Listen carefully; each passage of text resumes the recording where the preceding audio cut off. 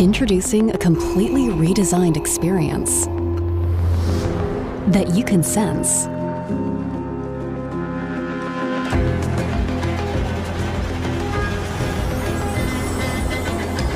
And that senses you. The new Dell Latitude laptops bring your work closer to you.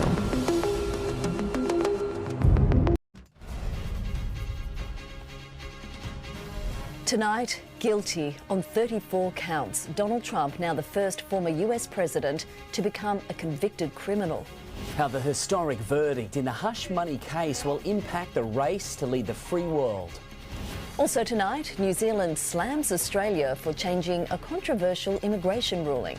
A terrifying moment for Jetstar passengers as their plane veers off a runway. And we're live to McDonald Jones Stadium as the Knights go for 5 in a row. This is NBN News with Gavin and Natasha Beyersdorf. Good evening. It's a historic verdict that has rocked America. Donald Trump, now the first former US president to become a convicted criminal. The word guilty reverberated in a New York courthouse 34 times this morning, with the Republican candidate now facing a hefty fine or even jail. Guilty! Guilty! Guilty! A verdict that will reshape America. Count 1, guilty. Count 2, guilty. Count 33, former President Donald Trump found guilty. Donald Trump was stony-faced in the Manhattan courthouse as the verdict was read out. Guilty of all 34 counts of business fraud, hush money payments to cover up an affair with a porn star and influence the 2016 election. The first criminal conviction of a US president, a legacy that will haunt him. We didn't do a thing wrong. I'm a very innocent man, and it's okay. I'm fighting for our country. I'm fighting for our Constitution. His supporters had argued he couldn't get a fair trial in Manhattan. What goes on? But still, they were shell-shocked. Should have been televised. Let the American people, let the world see what's going on here. Cheers erupted in the park across the street. I'm thrilled. It sort of breaks the spell of his escaping consequence. But even for those who despise him, it felt bittersweet. I know regardless of what he does, he's still going to have supporters, so we'll have to see. The real verdict is going to be November 5th by the people. The jury overlooked the flaws of star witness Michael Cohen. So this is a 6-year process within which for accountability to finally be had. Trump's former fixer, who brokered the deal for his boss with the head of the National Enquirer, David Pecker. It's a confirmation for me of a lot of things that I suspected were going on and that I thought had crossed a line but couldn't really kind of confirm it in real time. The husband of former adult film star Stormy Daniels said this was a big weight off her shoulders. This wasn't her case. She didn't ask for this. And it was a vindication for the Manhattan District Attorney, who praised his team for following the facts without fear or favour. The only voice that matters is the voice of the jury, and the jury has spoken. Donald Trump will be sentenced on July 11. A jail sentence is possible, but unlikely. Few convicts come with a lifetime Secret Service detail. Until now, Donald Trump's troubles with the law have bolstered his base, but he's now in uncharted territory, campaigning as a convicted felon. This would be a devastating blow for most presidential candidates.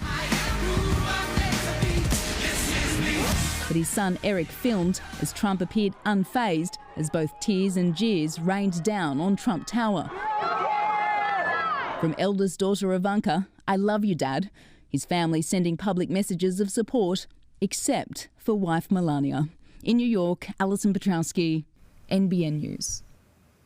So where does Donald Trump go from here? More now from US correspondent Alison Petrowski in New York.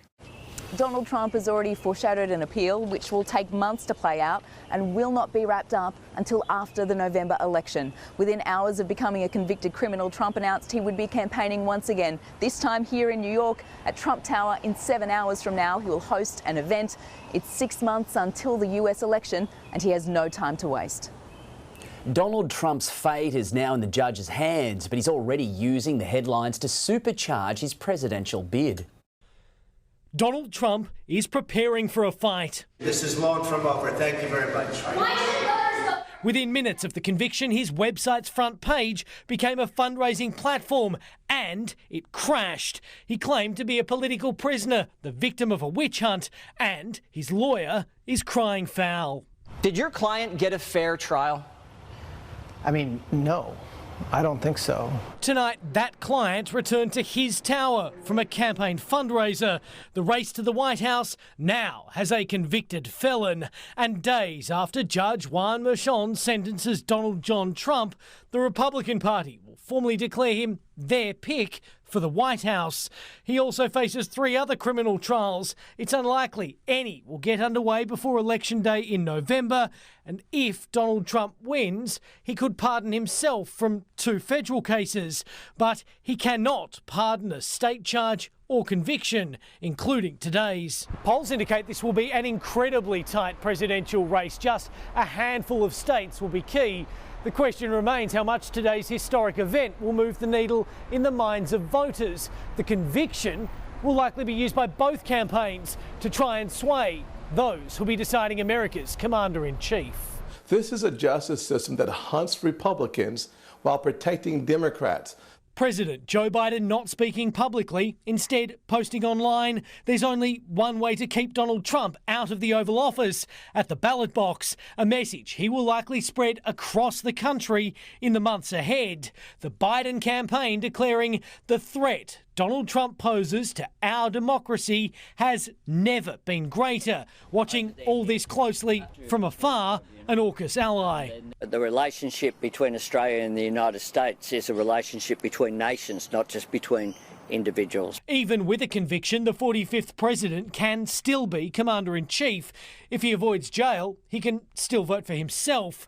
But state law means he now can't possess a gun or obtain a liquor licence. Tonight, America has a new page in its history books. And at Donald Trump's Florida home, they're flying the flag for a convicted criminal. In the United States, Jonathan Kersley, NBN News. To other news now, and New Zealand's Prime Minister has slammed the Albanese government for changing a controversial immigration ruling that's led to violent criminals being allowed to stay in Australia. The independent body responsible for overturning visa cancellations today revealed more than 180 have been reinstated since the direction was made. Long-standing friends across the ditch. But tonight, trans-Tasman tensions are flaring as a deportation deal is thrown out. We regret the decision that Australia has made. So we have a good relationship. We had a good chat yesterday. Australia makes our decisions in our national interest. That decision to rewrite a ministerial direction which had allowed dozens of foreign criminals to stay in the country. The ruling, originally brought in to appease New Zealand's concerns about taking back Kiwi citizens who have broken the law but have spent most of their lives in Australia. It's not fair that actually we get deportees coming back to New Zealand that have got very little connection or no connection to this country. That's not right. The Albanese government has bungled this both in terms of the safety of Australians and our diplomatic relations with New Zealand. The direction also leading to people from other nations with serious offences keeping their visas. The federal government blames the Administrative Appeals Tribunal for ultimately reinstating visas that were cancelled by the Commonwealth. Facing questions today, the independent body took responsibility for those decisions but maintained they were based on the direction issued by Immigration Minister Andrew Giles. We seek to hear the evidence, listen to the submissions, make findings of fact, apply the law, apply directions and come to a conclusion. You would be concerned that that person could be gunned down on their return to their own country. Changes promised as soon as possible, but still no confirmation what that will look like. Claudia Radoljak, NBN News.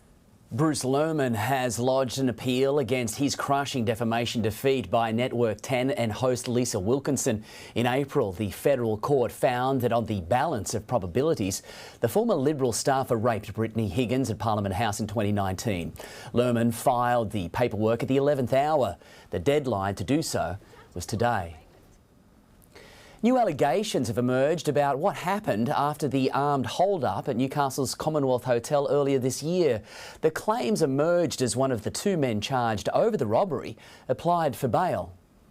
According to police, just hours after Marley Tiapira allegedly robbed the Commonwealth Hotel, the 28-year-old spoke about the stolen cash. In one phone tap that morning, detectives claim Tiapira told a person, "You know you got 40 grand, you can have it." And on another occasion said, "I went through 130k the other night." Tiapira and 37-year-old John Jarrett are accused of forcing their way into the pub on February 28, armed with a machete and a baseball bat, before fleeing with just over $124,500. Today, as Tiapira applied for bail, Newcastle local court heard he also allegedly discussed the getaway car and said Jarrett was stupid for not reporting it stolen in the first place. The prosecution also alleged there were phone intercepts where the 28-year-old was conspiring to rob the Edgeworth Tavern.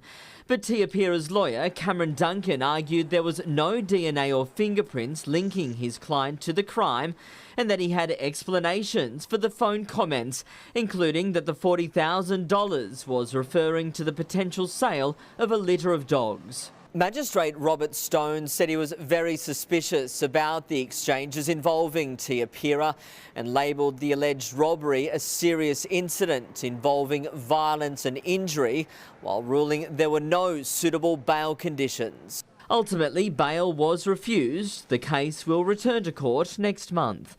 Tyson Cottrell, NBN News. A new bench has been installed on the Warners Bay foreshore in memory of domestic violence victims. The Zonta Club of Hunter Newcastle, along with Lake Macquarie Council, created the memorial to honour women and children lost. It's about providing something permanent within the landscape and to try and prompt people to actually think and reflect and maybe have conversations about domestic.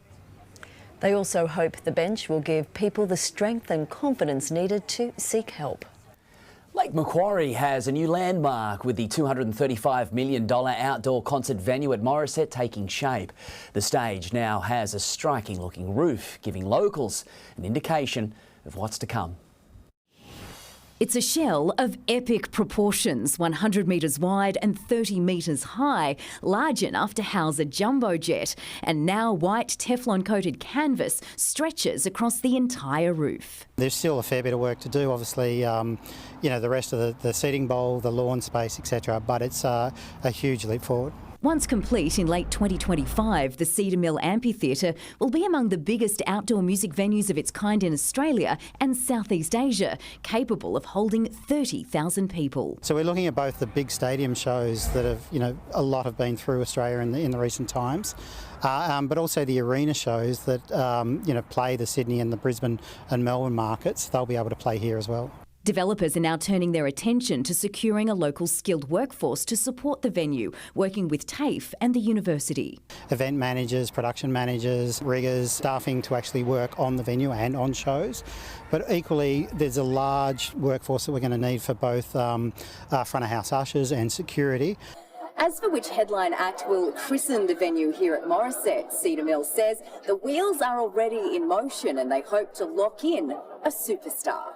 Cedar Mill Group recently purchased 2 Newcastle institutions, Muso's Corner and the Olive Tree Market. It plans to establish a second location for the popular markets at Morisset to widen the venue's appeal and enhance the area's tourism potential. Jane Goldsmith, NBN News. Meanwhile, one of Newcastle's best-known music venues has rebranded, with Lizottes at Lambton now called Flamingos Live. New owners took over last November and revealed the name change at a glitzy event last night. The heart of the business will stay the same, and it's just the name, really. Yeah. And that's just to put our stamp on it. Yep. No point in owning a business if you can't put your own stamp on it. The signage is set to change in the coming months. The Hunter has rallied around Muswellbrook Rams player Wade McKenzie, who was rushed to hospital after collapsing during a game last weekend. The Rugby League club says he's making positive progress and it's thanked everyone for their support. A fundraising event to help Wade and his family meet medical costs will be held at Muswellbrook Golf Club next Friday, June 7. People looking to donate can also contact the club directly. Well, it was certainly much milder overnight with all of that cloud moving in throughout today and those northwesterly winds. Small temperature swings, but we still manage the low 20s for most of the region. Next, finally home, an Australian couple touches down after being injured during extreme turbulence. Bring back vouchers for families. The powerful new lobby group out to revive the hospitality industry. And offenders restoring historic graves in a northern Tablelands ghost town.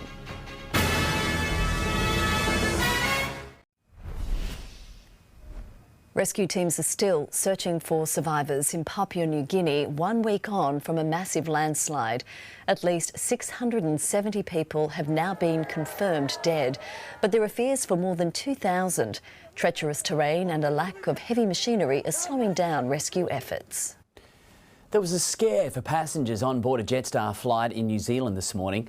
Their plane veered off the runway after touching down at Christchurch Airport. A steering issue now being blamed. A camera rolling as a Jetstar flight touches down in Christchurch. It all appears routine until the aircraft suddenly veers and then skids off the runway and onto grass. Did we just crash? Thankfully, no. But for those on board, it was a scary ride. All of a sudden we kind of hit the ground and then they stopped, and then I think we skidded on some grass and ended up diagonally on the tarmac. You can hear what appears to be the grinding of the brakes as the flight crew attempts to cut short the landing. It did seem like he was pushing the pedal rather harshly. The pilot was quick to jump on the PA. For safety reasons, we've had to bring the aircraft to a stop. And the airline just as swift to explain the cause of the drama. On landing, the crew experienced a steering issue associated with one of 3 hydraulic systems failing on the aircraft. The plane is now grounded after the bumpiest of landings. I'm from Christchurch and trauma from all the earthquakes, and I haven't been back much since, so kind of was like a welcome home, here's some more trauma for you. Nerves rattled, but no harm done. Damien Ryan, NBN News. An Australian couple badly injured when a Singapore Airlines flight hit extreme turbulence has touched down in Adelaide after a medical flight from Bangkok. Keith Davis suffered lacerations and his wife Kerry a spinal injury, paralysing her from the waist down. Personally, I feel guilty that I'm able to stand here and walk around and talk to you guys. That's my feeling. I'm coming to terms with that. 25 passengers remain in hospital in Bangkok. Cuts to payroll tax and dining vouchers for struggling families. A powerful new alliance of restaurant barons says those are the ingredients to revive the lagging hospitality industry as the cost of living bites. During the Friday lunch rush at Sydney's best restaurants, from Chin Chin in the city to Margaret in Double Bay, well-known head chefs and managers stepped out to form an influential new lobby group as their $64 billion a year industry is hit hard by families cutting back. 2024 has certainly been one of the hardest years for hospitality. Many businesses have said that they're closing because times are harder than they've ever been. Rockpool's Neil Perry will chair the new Australian Restaurant and Cafe Association, and on the menu calls for the state government to axe payroll tax. I still can't get my head around the fact that you get taxed for employing people. It's crazy. And reinstate vouchers to stimulate spending. We certainly will call for the return of the Dine and Discover. The Treasurer is right now preparing his second budget, but after inflation ticked up this week, it's unlikely he'll have any appetite to take measures that could fuel that fire. Though the opposition is agitating for cost of living relief. Dine and Discover was a great program which was able to drive people back into restaurants and hospitality businesses. And of course this government's got to look at what they can do for cost of living relief. But this vocal group of business owners isn't stopping on Macquarie Street. A staffing crisis has them also lobbying Canberra to make immigration changes and industrial relations reforms. Liz Daniels, NBN News. A $207 million hydrogen hub at Newcastle's Kooragang Island is a step closer, with the state government granting planning approval. The project, led by Origin Future Fuels, is expected to begin construction in mid-2025. The Labor government is absolutely committed to making sure that the Hunter is at the forefront when it comes to green energy. I can see us exporting green hydrogen around the world. The green hydrogen will be used by industry, with the majority going to Orica's nearby ammonium nitrate facility to help decarbonise its operations. That will save the equivalent of more than 52,000 tonnes of greenhouse gas emissions a year. Well, as expected, the cloud moved in today, and it is an impressive cloud band that has arrived locally. Next is the rain moving in across the west. We've got tomorrow the rain band will make its way across the entire region, contracting north, so clearing momentarily for the Hunter before the low forms. Overnight into Sunday morning, the strong winds and heavy rain will impact the central coast with squally showers and rain periods, heavy at times reaching the Newcastle region. Scattered showers will develop further north. The low will clear on Monday. Still ahead in NBN News, a man learns his fate for a stabbing outside a Newcastle train station. The massive convoy through Perth with a message for the Prime Minister. And a rare update on Princess Kate's health ahead of a key event.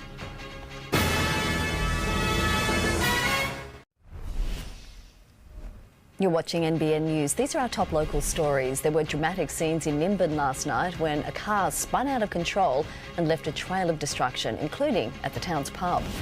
The North Coast Youth Vaping Task Force has listened to the community, setting out a new plan to tackle e-cigarettes in schools and beyond. Central Coast Rehab Centre, the Glen for Women, is set to welcome its first participant into transitional housing.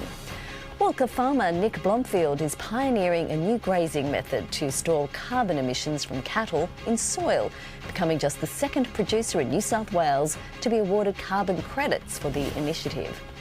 And Lake Macquarie's new $235 million outdoor concert venue is taking shape. The stage now has a striking-looking roof.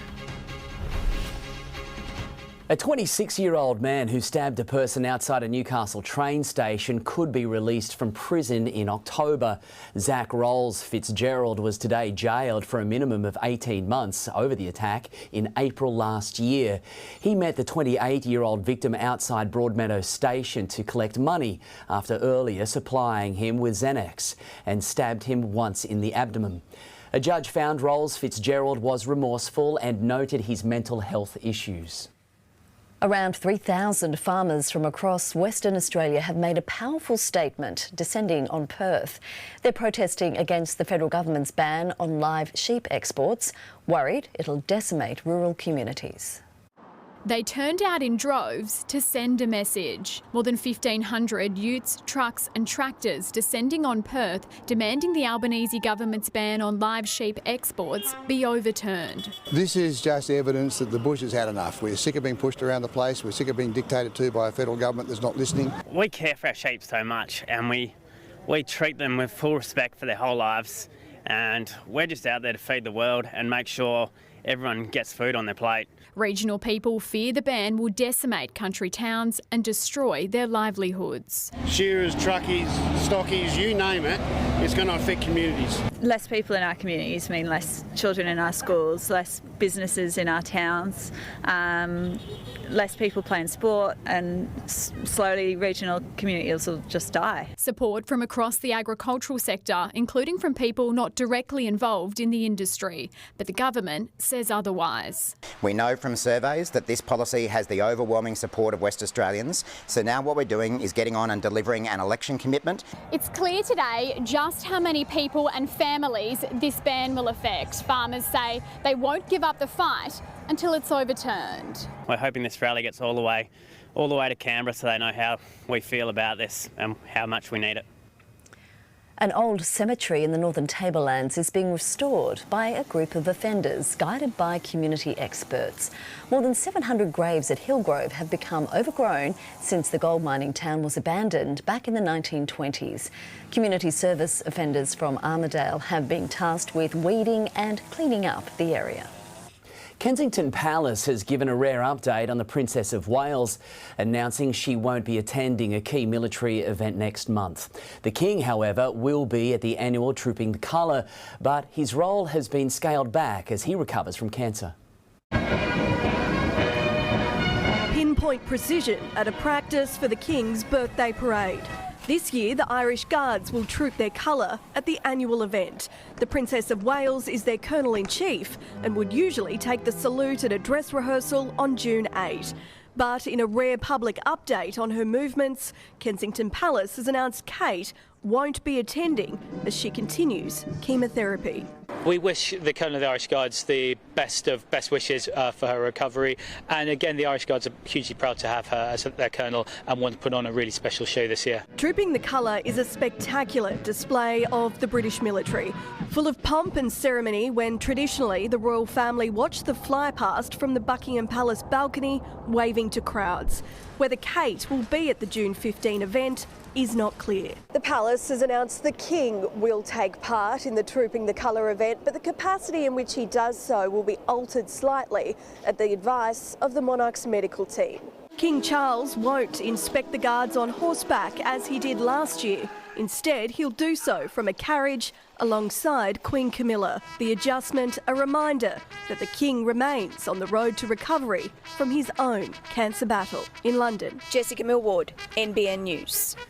Australia's internal migration rate is at its second highest level in 6 years, with new data showing the Gold Coast and Lake Macquarie are in the top 5 choices for big city dwellers looking to relocate. And according to the Regional Movers Index, it's millennials who are leading the charge out of Sydney. Some people are also moving from smaller regional areas to larger ones, with Cessnock and Maitland in the top 5 destinations. Australian shares snapped a losing streak to end the week as a burrito chain confirmed it's ready to make its stock exchange debut. Stephanie Anderson has the details. Well, Guzman y Gomez, or GYG as it's known, has wrapped up its plans to float. With June 20 crunch time for its ASX listing, the chain will enter with a valuation of $2.2 billion. It comes as the market snapped a 3-day run in the red, closing up 1%. Happy hour at Treasury Wine Estates after it ended 2.8% higher. Bega Cheese also had a win and Woolworths rose 2%.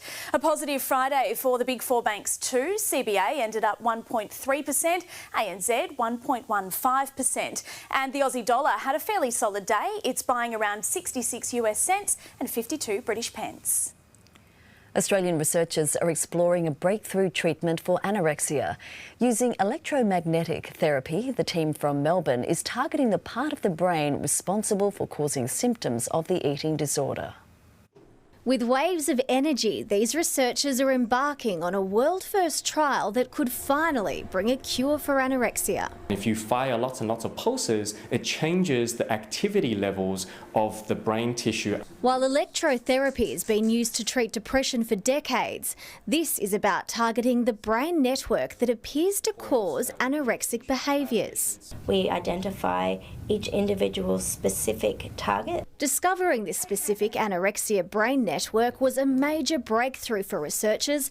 The team from Monash University and Alfred Health identified it in a sample of patients who had all unexpectedly developed anorexia symptoms after a brain injury. These were healthy people who did not have anorexia behaviours. When I was struggling with anorexia, I genuinely thought that my brain was hijacked. Lexi Crouch battled anorexia for 15 years. Now an eating disorder coach, she says the trial brings hope. It is not something that you are deemed crazy for. It's not something that should be hidden away. There is actually biological reasons. 20 participants will take part in the 10-minute sessions over several months.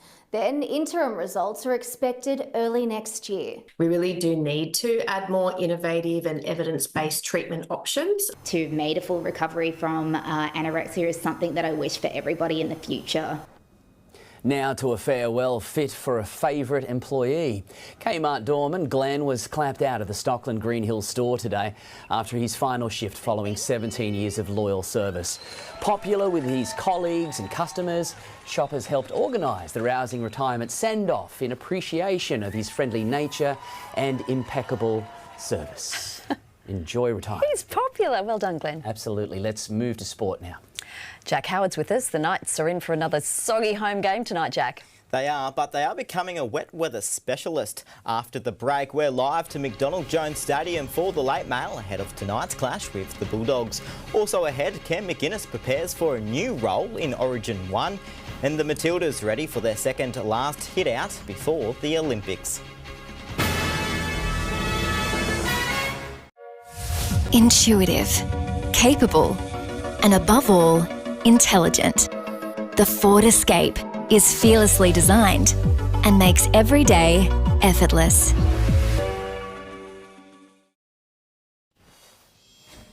Newcastle returns from a bye at McDonald Jones Stadium tonight, searching for its 5th consecutive win. Montana Claire is there for us. Montana, the rain isn't deterring fans or the players. Jack, the Knights are fast becoming a wet weather specialist team. They've won their past 3 rain-soaked games, but tonight's clash with Canterbury is unlikely to be a whitewash. I'm joined now by Assistant Knights coach Blake Green. Blake, thank you for jumping out of the warm-up for us. How's everyone looking? Any late changes tonight? No late changes. Had a really good week, actually. It's been a big benefit since we had the bye. We had a few players that were carrying a few bumps, so everyone's been able to fully train this week and head into tonight unchanged. The Bulldogs have quite a few out to Origin. I suppose, does that bode well for the Knights tonight? It gives us a little bit of an advantage, I guess, but they've had the opportunity to prepare for the last sort of 10 days, the Bulldogs heading into this game, so we need to just focus on what we've been doing really well. We've on the back of having four wins, and I'm happy for the conditions to keep coming down a little bit of rain, because we've had some luck in the rain, so it suits our game style, and it gives our players an opportunity to use some of their best attributes in the wet. And Tyson Frizzell is on the bench again tonight. I suppose, how do you envision him making an impact when he gets on? I thought he did a great job for us last week. He came off the bench against the Titans and played through the middle and just gave us a heap of leg speed through there, and he tidies a few things up defensively. So we'll look for more of the same from Tyson tonight.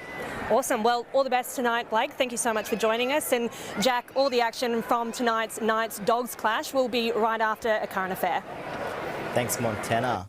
Mitchell Moses admits he felt helpless when Brad Arthur was sacked by Parramatta while he was sidelined with a broken foot. Last night, Moses starred on his return after 10 weeks out, guiding the Eels to a desperately needed win over Cronulla. Mitchell Moses back, doing what he does best. Absolute class there from Mitchell Moses. The halfback, man of the match on his return, pulling the strings for Parramatta in a 34-22 win over the Sharks. But it's what he couldn't control that's been bothering him. Coach Brad Arthur axed as the Eels lost 7 of 8 games while Moses was injured. Helpless the whole time, you know what I mean? And to have our coach get sacked and, I have no control over it was really hard. I was really close with him, and sad to see him leave. The broken foot also robbed Moses of a start in Origin 1, but he's still hopeful of playing later in the series. I tried my backside off to come back and get it back early, and just didn't pull up right. But I know myself. I gave it every chance to come back and try to be there, but I fell short. So I just got to play good footy here and see what happens. Parramatta looks like a new team with their number 7 back. Yeah, I just felt comfortable. It makes things much easier. I can just not relax on the left edge, but enjoy myself a bit more. Blue and gold fans and players sharing the spoils of victory. But I got a bracelet, which I'm pretty stoked about. So is Dylan. Very cute. The loss, the second straight for Cronulla, who have fallen off the top of the table. Flat performance, got jumped on energy. The Sharks did score the best try of the night, a contender for 4-pointer of the season. Will Kennedy starting and finishing the length of the field epic. Spectacular from the Sharkies. Luke Duffy, NBN News. The Blues may be forced to turn to a makeshift half if injury strikes during Origin 1. Ken McInnes is preparing to fill the unfamiliar role ahead of the series opener on Wednesday night. He might be the most stylish of golfers, but Brian To'o needs some driving lessons. The Blues enjoying their day off, taking time to hit the Lura links, the team leaders playing in the same group. Later it was time for some sightseeing. To'o, the team prankster, off to check out the local area. It was significant Luke Keary was still in camp. He's on standby for Nico Hines until at least tomorrow. But another player may be in line to cover for Nico. First-timer Cam McInnes is shaping as the Blues game day backup. When did you last play in the halves? I don't know. Against Melbourne a few weeks ago, that my role was sort of to attack there but defend in the middle. So, yeah, comfortable doing that. so you got to be agile, don't you? Stay agile. The 30-year-old is ready to take his chance. You've been around the block to get here. Yeah, I had to have a quick look to see where I sat on the oldest debutants. Where'd you go? I think maybe 5th or 6th. No one has played it tougher. All the bumps, bruises, knocks, cuts, worth it? Yeah, mate, of course it's worth it to make it here, but playing the game's worth it to me. Like, I love playing, so it's what I've done since I was a kid and dreamed about being here. And there's a soft side to the new Blues tough guy. He says he owes this moment to his partner Rachel. Yeah, been with her since before it all started, and she's ridden the highs and lows, and she was so happy. And to see that joy, because what we do, it's hard for the partners. Like, I'm away and even playing footy, living life a certain way, and she has to cop all that. So to actually see the joy for her, that makes it really worthwhile for me. In the Blue Mountains, Danny Weidler, NBN News. In less than 2 hours, the Matildas will hit Adelaide Oval for their second last warm-up match before the Olympics. The Tillies looked relaxed on their team walk this morning before tonight's friendly against China. Australia's final game before heading to Paris is in Sydney on Monday. 2 Australians will begin their fight for an NBA championship next week. It comes after Dante Exum and Josh Green helped the Mavericks to a dominant 124-103 win over the Timberwolves and the Western Conference title. Dallas will now take on the Celtics in the best-of-7 series, which starts on Friday. Next, a new ground for an Aussie star. Alex de Minaur makes the third rounder, Roland Garros, for the first time. And a truly epic finish to the Tahiti Pro.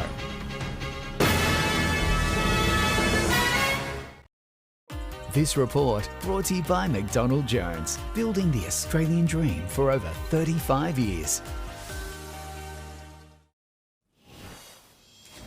Alex de Minaur is through to the third round of the French Open for the first time in 8 attempts. The world number 11 advanced in just over 2 hours, while Thanasi Kokkinakis survived another 5-setter. Down 2 sets, the Aussie stormed home to win through to the third round, where American Taylor Fritz awaits.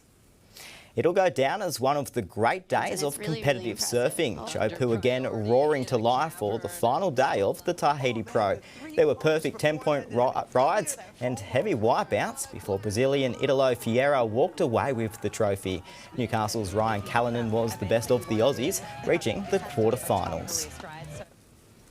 A Newcastle teenager is on track to star at the Under-20 World Athletics Championships after blitzing her Aussie rivals in the 400 metres. Gemma Pollard is smashing PBs as she chases her Olympic dream.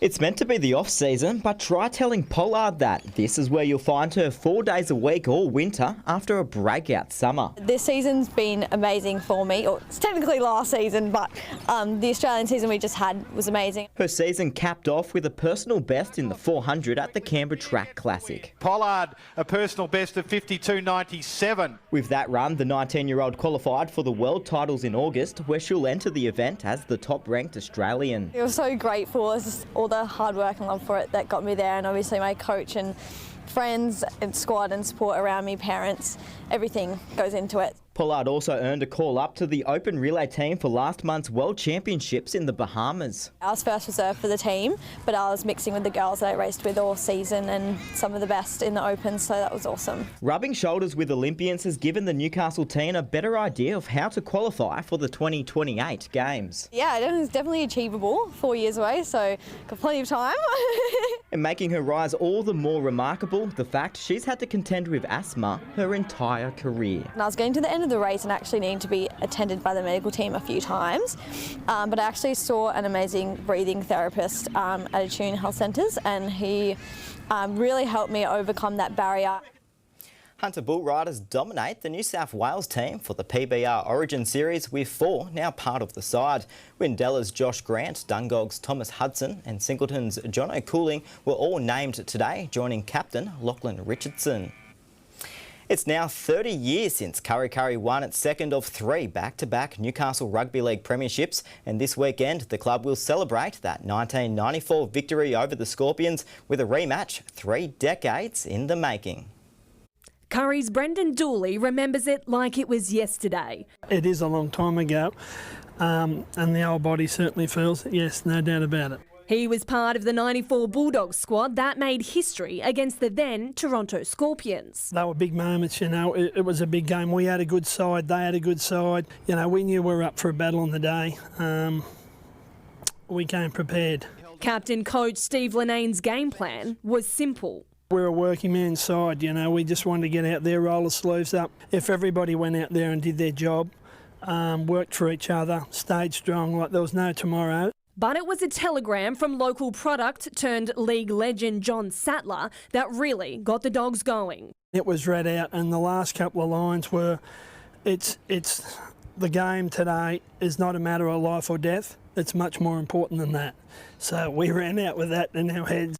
80 minutes later, the written-off Curry had done the unthinkable, claiming a 20-16 win and a second premiership in as many years. Tomorrow, the club will celebrate that side when it hosts the modern-day Scorps, Macquarie. We're very positive going into tomorrow. Had a great session last night.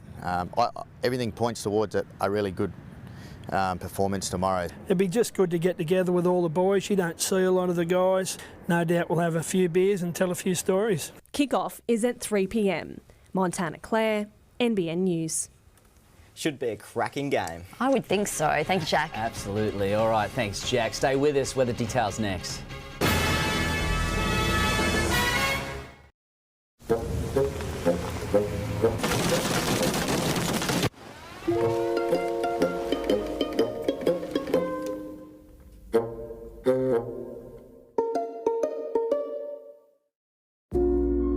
Switch on a Daikin Alira X split system with advanced streamer technology to remove more than 99% of harmful indoor air pollutants and surround yourself with cleaner air this summer.